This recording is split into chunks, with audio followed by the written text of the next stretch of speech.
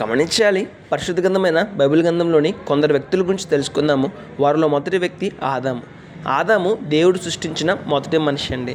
జీవరాశులన్నింటికీ పేర్లు పెట్టాడు. దేవుని స్వరూపంలో సృష్టించబడ్డాడు. రెండవ వ్యక్తి హవ్వ. దేవుడు సృష్టించిన మొదటి స్త్రీ, రెండవ మనిషి. ఆదాముకు సాటి అయిన సహాయం అనగా భార్య. మానవులకు తల్లండి, ఆది తల్లి, మానవులందరికీ తల్లి. మూడవ వ్యక్తి హేబేలు. హేబేలు ఆదాము హవ్వల రెండవ కుమారుడు. దేవుని మెప్పును పొందిన మొదటి మనిషి, దేవుడు మెచ్చుకున్న మొదటి మనిషి. హేబేలు గొర్రెల కాపరండి. నాలుగోది హనోకు. హనోకు దేవునితో నడిచిన మనిషి.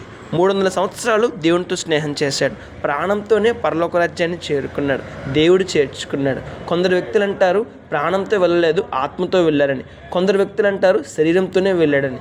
అయితే హనోకు మాత్రం దేవుని రాజ్యంలో ఉన్నాడు. మరి ఇంకొందరు వ్యక్తుల గురించి మరింతగా తెలుసుకుందాము. అప్పటి వరకు వెయిట్ చేయండి. May God bless you.